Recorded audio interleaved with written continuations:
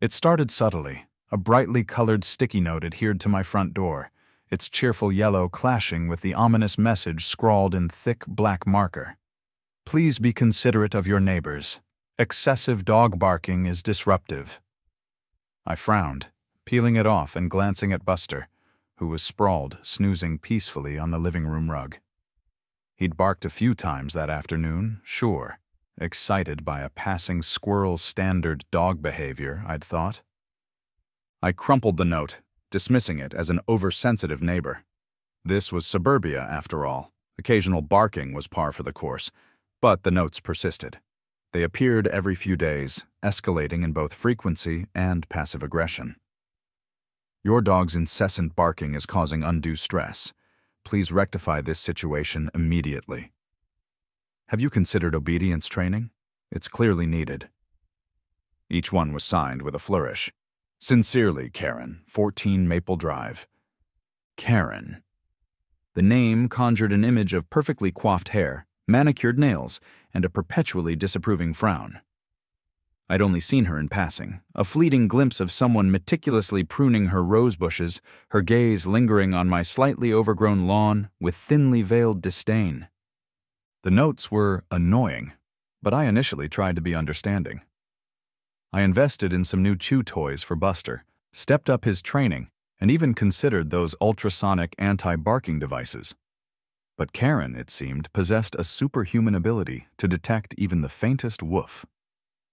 Noise complaints began appearing in my mailbox, official forms from the Homeowners Association with boxes ticked for disturbing the peace and excessive noise. The timestamps were baffling: 2:17 a.m., 5:48 a.m., 11:32 p.m. Times when Buster was invariably curled up asleep beside my bed. Then came the police visits. Officer Miller, a kind-faced man with a weary air, showed up at my door one Tuesday evening looking apologetic. "Sorry to bother you, Mr. Alex," he said, "but we received a noise complaint about a barking dog." He glanced at Buster, who was gnawing on a bone with blissful indifference. "Seems quiet now," Officer Miller observed, a hint of amusement in his voice. I explained about the notes, the complaints, the impossible hours. Officer Miller listened patiently, nodding. "I'll have a word with Mrs. Karen," he promised. "Sometimes folks get a little overzealous with the rules." The visits continued, though. Each time, Officer Miller seemed more exasperated. "Mr. Alex, I understand your frustration," he admitted during one particularly late-night call. "But Mrs. Karen insists your dog is disrupting her sleep. She even provided a recording." He held up his phone, playing a tinny audio clip of what sounded vaguely like a dog barking, though whether it was Buster was debatable. The recording was the final straw. It was clearly manipulated, the barking amplified and distorted, likely captured from afar with a powerful microphone. Karen wasn't just complaining, she was actively fabricating evidence. The incessant buzzing of the doorbell ripped through the peaceful silence of 3 a.m. Groaning, I fumbled for my glasses, my heart pounding with a mix of confusion and dread. Beside me, my wife, Sarah, stirred, her eyes fluttering open. "What's going on?" she mumbled, her voice thick with sleep. "I don't know," I muttered, stumbling out of bed. "Probably another one of Karen's stunts." As I reached the top of the stairs, I heard the insistent rapping on the door again, followed by a shrill voice. "Police, open up!" My blood ran cold. This wasn't Officer Miller's weary knock. This was something else entirely. I hurried down the stairs, Sarah close behind, her face etched with worry. Through the peephole, I saw 2 uniformed officers, their expressions stern. I unlocked the door, my mind racing. "Mr. Alex?" the taller officer inquired, his voice sharp. "Yes," I replied, trying to maintain a calm facade, despite the adrenaline coursing through my veins. "We're here responding to a noise complaint," the officer stated. "A neighbor reported excessive dog barking, disturbing the peace." I glanced back at Sarah, who was now holding a very sleepy and confused Buster. He hadn't made a peep all night. "Officer," I said, my voice tight with barely suppressed fury, "I assure you, my dog has been sleeping soundly for hours. This is harassment." The officers exchanged glances. They'd clearly been here before, likely with Officer Miller. "Sir, We have to respond to every complaint, the shorter officer explained. Can you please bring your dog inside? He is inside, I retorted, gesturing towards Buster, who yawned widely as if to emphasize the point. The taller officer sighed. Sir, we understand your frustration, but we have a procedure to follow. If the complainant is still being disturbed, we may have to issue a citation. The complainant is the one disturbing the peace, I exclaimed, my voice rising in anger. She's making false accusations, wasting your time, and harassing my family. This has been going on for weeks. The officers looked uncomfortable. They were clearly caught in the middle of a neighborly dispute that had spiraled out of control. After a brief consultation, the taller officer spoke again. Sir, we'll speak to the complainant, but I suggest you try to resolve this issue amicably. Perhaps consider some additional training for your dog. He's already well trained, I muttered, my frustration boiling over. This isn't about my dog. It's about a malicious neighbor with nothing better to do than make my life miserable. The officers offered a few more platitudes about being considerate of neighbors and respecting local ordinances before finally retreating to their patrol car. I watched them go, my hands clenched into fists, my body trembling with rage. Sarah placed a comforting hand on my arm. It's okay, Alex, she said softly. They're gone now. Let's get some sleep. But sleep was the furthest thing from my mind. As I crawled back into bed, my anger simmered, morphing into a cold, hard determination. This wasn't just a nuisance anymore. It was a war, and I was going to fight back. Karen had pushed me too far, and now she was going to face the consequences. The only question was, how far was I willing to go? Sleep eluded me. Karen's face, contorted with self-righteous indignation as she spoke to the police, kept flashing before my eyes. The injustice of it all gnawed at me. I tossed and turned, my mind a whirlwind of anger and frustration. Talking to Karen was useless. She was impervious to reason. Complaining to the HOA was equally pointless. They were more concerned with perfectly manicured lawns than actual neighborly behavior. I needed a different approach, something unconventional. A flicker of dark humor sparked in the darkness. If Karen wanted to play games, I could play them too. But I was going to play to win. I sat up, a mischievous grin spreading across my face. Sarah, I whispered, nudging her gently. I have an idea. She mumbled, half asleep. I'm going to build a deterrent. Sarah blinked, finally awake. A deterrent? What kind of deterrent? A personalized deterrent, I replied, my grin widening, one that only Karen can trigger. The next morning, fueled by coffee and a newfound sense of purpose, I retreated to my garage, my sanctuary of tools and half-finished projects. My background in electrical engineering, usually reserved for tinkering with gadgets and building the occasional robot, was about to take a decidedly petty turn. I pulled out my laptop and began researching motion sensors, sound systems, and, well, let's just say unconventional deterrents. The idea for the Karen detector began to take shape. It wouldn't be just a simple motion sensor. It would be a sophisticated system, meticulously calibrated to detect only Karen. Facial recognition software, perhaps? Or maybe something even more subtle, like gait analysis. The thought of Karen's distinctive power walk triggering my countermeasures filled me with a perverse sense of satisfaction. But the Karen detector needed more than just detection. It needed a response. A simple alarm wouldn't do. It had to be something memorable, something Karen-esque. The thought struck me like a bolt of lightning. Air horns. Loud, obnoxious, and utterly impossible to ignore. And to add the perfect touch of pettiness, a custom recording. Something short, sweet, and dripping with irony. Attention. Karen detected, I muttered to myself, testing the phrase aloud. Warning. Excessive complaining in progress. Perfect. It was passive-aggressive, it was humorous, and it was just the right amount of petty. Over the next few days, the garage became my laboratory. Wires snaked across the floor. Circuit boards glowed under the harsh fluorescent light, and the air was thick with the smell of solder. I worked tirelessly, driven by a combination of frustration and a strange sense of artistic inspiration. The Karen detector was becoming more than just a deterrent. It was a statement, a declaration that I wasn't going to be bullied in my own home. And if I was being honest, it was also incredibly fun. The Karen detector, in its final form, was a marvel of petty engineering. It wasn't just a collection of air horns. It was a carefully orchestrated symphony of annoyance, designed to target one specific individual. The air horns themselves were strategically placed around my property, nestled amongst the shrubbery and disguised as garden lights. They weren't your average, ear-splitting foghorns. These were custom-modified, their sound slightly higher-pitched, more Karen-esque. The real genius, however, lay in the detection system. Forget simple motion sensors.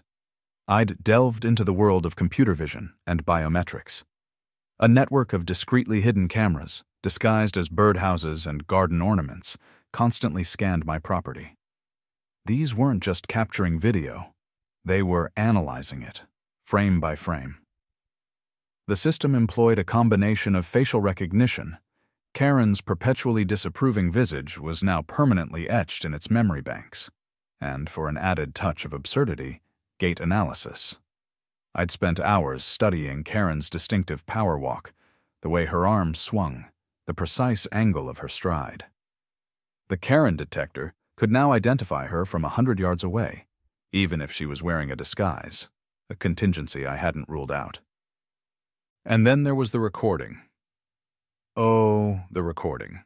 I'd spent a considerable amount of time perfecting it, tweaking the inflection, adding just the right amount of ironic detachment. "Attention, Karen detected," the voice would announce, smooth and professional, like a public service announcement. "Warning, excessive complaining in progress. Please proceed with caution." I'd even added a subtle, almost imperceptible echo to the Karen part, just to emphasize the point.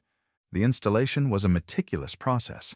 Each air horn had to be precisely positioned to maximize its impact, while minimizing the chance of accidentally triggering on, say, a passing squirrel. The cameras needed to be angled just right to capture Karen's face and gait without being too obvious. And the wiring. Oh, the wiring. It snaked its way through my garden like a metallic vine, a testament to my dedication to this project. Testing the system was a comedy of errors. I initially triggered it myself, walking around my property with a cardboard cutout of Karen's face taped to a stick. The air horns blared, the recording played, and my dog, Buster, looked at me with a mixture of confusion and concern. I tweaked the sensitivity, adjusted the facial recognition parameters, and refined the gait analysis algorithms until the system was finally perfectly calibrated. It was a work of art, a masterpiece of petty revenge. Now, all that was left was to wait. I sat on my porch, sipping a glass of iced tea, a sense of anticipation building in my chest. It was only a matter of time before Karen ventured into my yard again, drawn by some perceived infraction, some imagined violation of her meticulously crafted rules. And when she did, the Karen detector would be waiting. The moment finally arrived. I was tending to my slightly overgrown rose bushes, a deliberate act of defiance against Karen's pristine lawn aesthetic, when I saw her. Karen. She was marching up my driveway, her shoulders squared, her expression a thundercloud of disapproval. She was carrying a small, brightly colored flag, probably another passive-aggressive note disguised as a garden marker. My heart quickened. Showtime. As Karen crossed the invisible threshold into the Karen detector's zone of influence, the system sprang to life. Whoosh! The first air horn blared, its high-pitched shriek echoing through the quiet neighborhood. Karen stopped dead in her tracks, her head snapping around as if she'd been stung by a bee. She looked around, her eyes narrowed with suspicion, trying to pinpoint the source of the noise. "Attention, Karen detected," the smooth, professional voice announced from the hidden speakers. "Warning, excessive complaining in progress. Please proceed with caution." Karen's face registered a flicker of confusion. She blinked, her perfectly sculpted eyebrows furrowing. She took a tentative step forward. Whoosh! Another air horn blasted, closer this time. Karen jumped, a small, involuntary yelp escaping her lips. "What in the—" she muttered, her eyes darting around frantically. She spotted one of the garden lights and approached it cautiously. As she got closer, whoosh! The air horn erupted again, followed by the now familiar announcement. Karen's confusion morphed into anger. Her face flushed crimson, her lips pursed into a tight line. She glared at the garden light as if it had personally insulted her. She took a deep breath, trying to regain her composure. She took another step, then another. Each step was met with a deafening blast from the air horns and the relentlessly polite, yet undeniably mocking, recording. Her frustration escalated with every whoosh. She started stomping her feet, her power walk now more of a frustrated march. She waved her little flag in the air as if trying to swat away the sound. She even tried covering her ears, but the air horns were strategically placed to ensure maximum auditory assault. Finally, she gave up. She turned and stomped back down my driveway, her perfectly coiffed hair now slightly askew, her perfectly manicured composure completely shattered. But she wasn't defeated. She was regrouping. I could see the wheels turning in her mind, plotting her next move. She reached the edge of my property, then stopped, turned and glared at my house. Then, in a move of pure Karenness, she walked right up to me. "Mr. Alex!" she screeched, her voice trembling with indignation.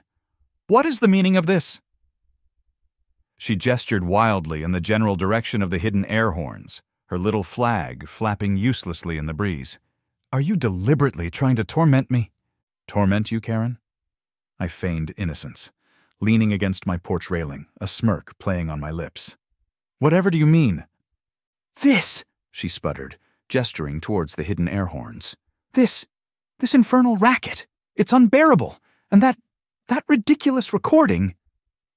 "Ah, you mean my new security system," I replied calmly.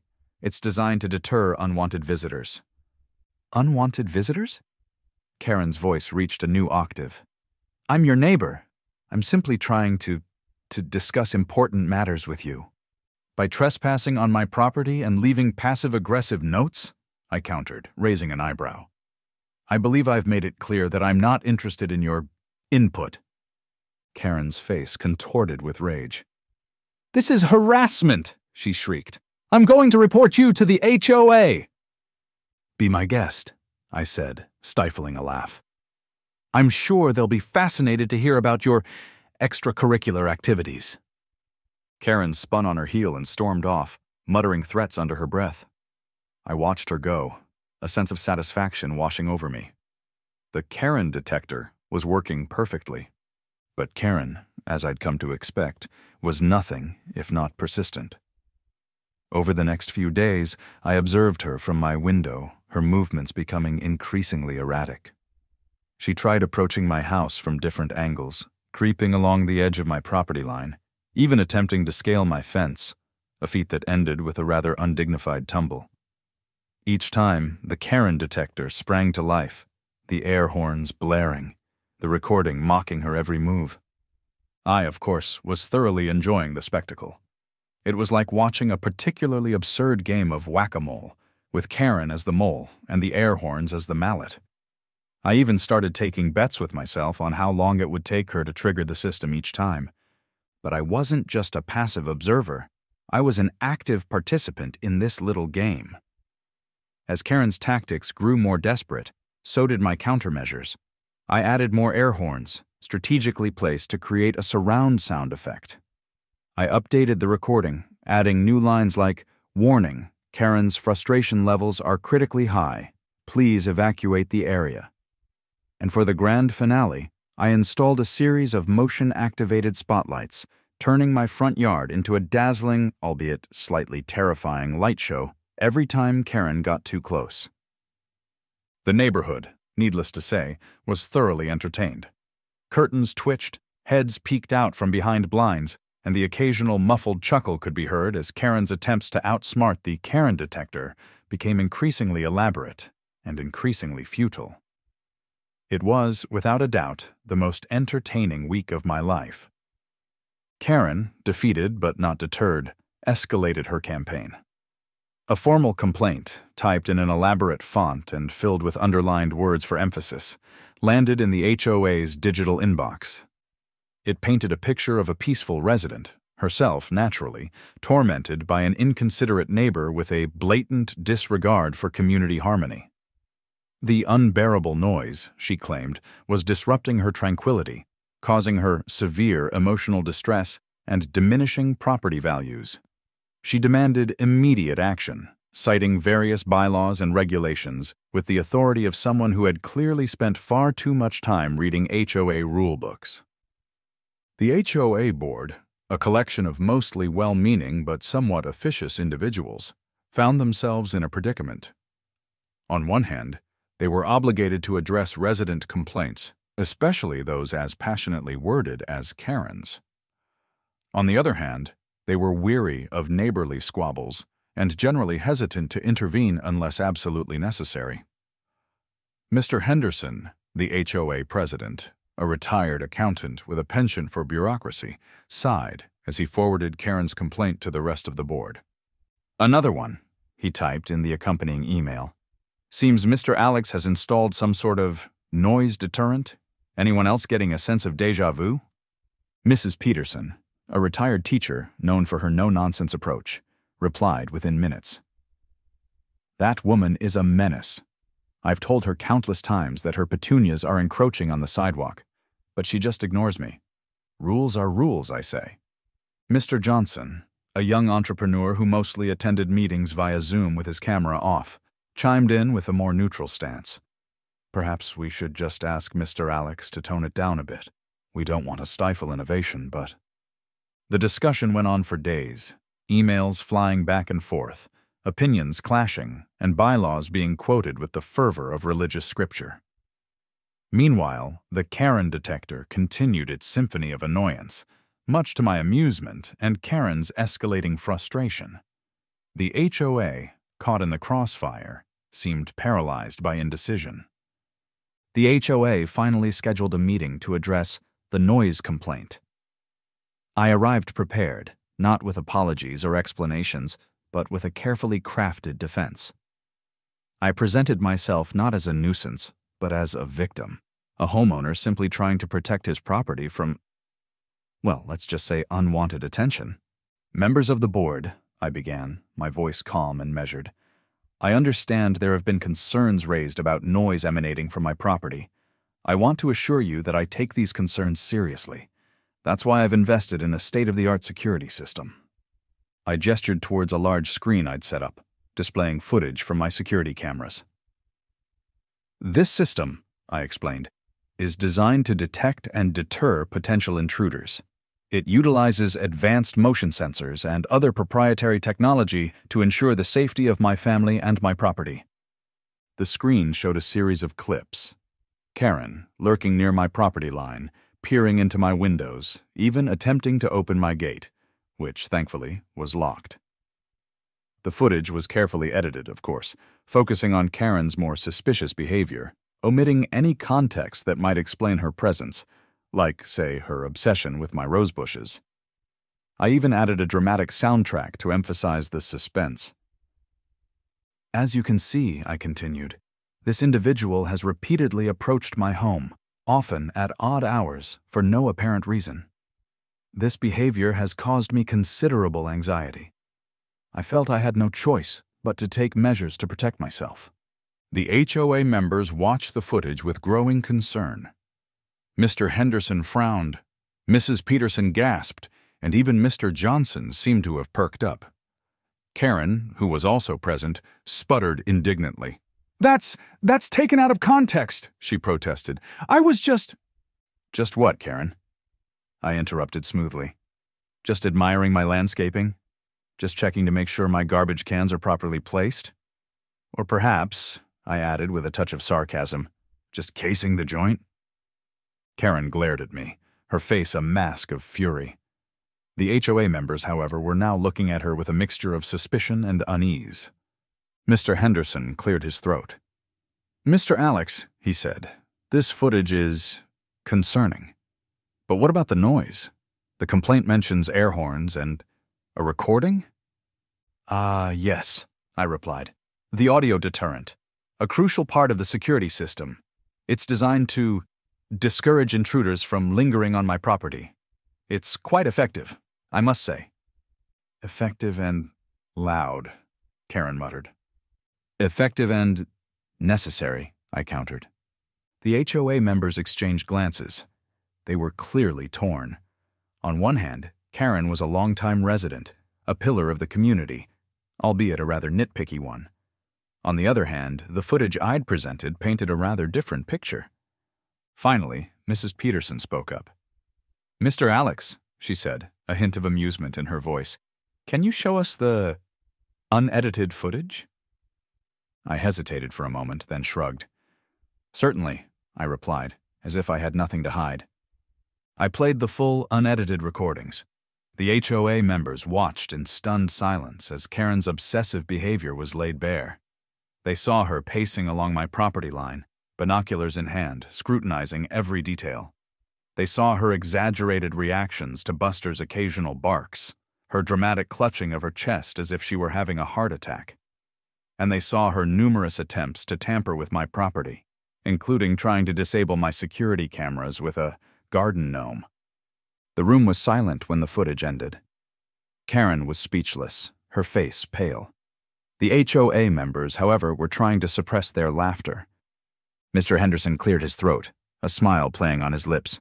"Mr. Alex," he said, "your security system is quite innovative." "Thank you," I replied modestly.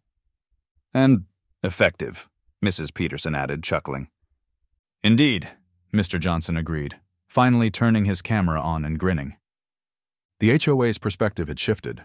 They realized Karen was the actual problem, not me, and they had to admit the Karen detector was a stroke of, albeit petty, genius. The HOA's verdict was swift and decisive. Karen received an official warning letter, hand-delivered by a stern-faced Mr. Henderson. It cited her repeated and unwarranted intrusions onto my property, her false accusations regarding noise complaints, and her general disruptive behavior within the community. It concluded with a thinly veiled threat of further action, including fines and possible legal repercussions, should her behavior persist. Karen's reaction was a spectacle to behold. She stormed into the HOA office, her face a mask of indignant fury, the warning letter clutched in her hand like a burning torch. She railed against the injustice, the blatant disregard for her rights, and the conspiracy against her. She claimed she was the victim, the one being harassed, the one whose peace was being disrupted. She even attempted to present her meticulously documented evidence of Buster's barking, complete with timestamps and audio recordings, which, upon closer inspection, sounded suspiciously like a distressed seagull. The HOA board, however, remained unmoved. They'd seen the unedited footage, they'd heard the Karen detector in action, and they'd had enough of Karen's antics. Mr. Henderson, usually a mild-mannered man, stood his ground, his voice firm. "Mrs. Karen," he said, "we've reviewed all the evidence, and we've come to a decision. Your behavior is unacceptable. You need to respect your neighbor's privacy and stop making false accusations." Karen sputtered, her face turning an interesting shade of puce. She tried to argue, to plead, to threaten, but her words fell on deaf ears. The HOA board had made up their minds. She was dismissed with a final warning and a stern reminder to be a good neighbor. Karen stormed out of the office, defeated and humiliated. Her reign of terror was over. The Karen detector had not only protected my property, but had also exposed her true nature to the entire community. She was no longer the respected HOA enforcer. She was the neighborhood joke, the Karen who couldn't handle a little noise. And I, the once tormented neighbor, was now the unlikely hero. the one who had finally put her in her place. Emboldened by the HOA's ruling, I decided to take things a step further. The Karen detector wasn't just a security system. It was a cultural phenomenon waiting to happen. I rebranded it officially, complete with a logo, a stylized silhouette of Karen recoiling from an Airhorn blast, and a catchy tagline: "The Karen detector, protecting your peace of mind, one Karen at a time." I created a website, complete with testimonials, mostly from my other neighbors, who were now openly celebrating Karen's downfall, and a detailed explanation of the system's features. Of course, I omitted the more unconventional aspects of the detection technology. Facial recognition and gait analysis were replaced with vague descriptions of advanced biometric sensors and proprietary pattern recognition algorithms. I wanted to sell the sizzle, not the steak. I also launched a social media campaign, sharing humorous videos of Karen triggering the system. The videos, captured by my strategically placed security cameras, were edited to emphasize the comedic timing of the Airhorn blasts and the recording. I even added captions like, "When Karen meets karma," and "Don't be a Karen. Get a Karen detector." The response was overwhelming.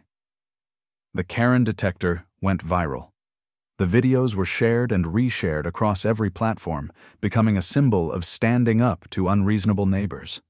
People from all walks of life, it seemed, had their own Karen stories to tell, and they embraced the Karen detector as a form of catharsis, a way to laugh at the absurdity of it all. My inbox was flooded with messages.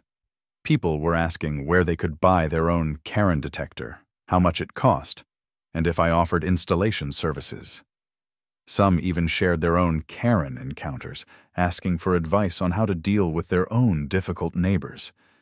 The demand was so high that I realized I had a potential business on my hands. I contacted a patent attorney and began the process of securing the intellectual property rights to the Karen detector. I started exploring manufacturing options, researching potential investors, and even brainstorming new features for future models. A built-in Karen repellent diffuser, perhaps. The possibilities were endless. Meanwhile, Karen's reputation was in tatters. She became the subject of ridicule in the neighborhood and online. Her name became synonymous with overbearingness and entitlement. People whispered about her behind her back. Children pointed and giggled when she walked by, and even her meticulously manicured lawn became a source of amusement. The consequences of her actions extended beyond mere social embarrassment. The HOA, under pressure from other residents, began reviewing her past actions as president. They discovered a series of questionable decisions, including misappropriation of funds for community beautification projects, which mostly seemed to benefit her own property, and the selective enforcement of rules based on personal vendettas. Depending on how far you want to take the story, she could face further repercussions, ranging from fines and expulsion from the HOA to, in more extreme scenarios, legal action. Her carefully constructed world of control and order had crumbled, and the Karen detector was the instrument of her downfall.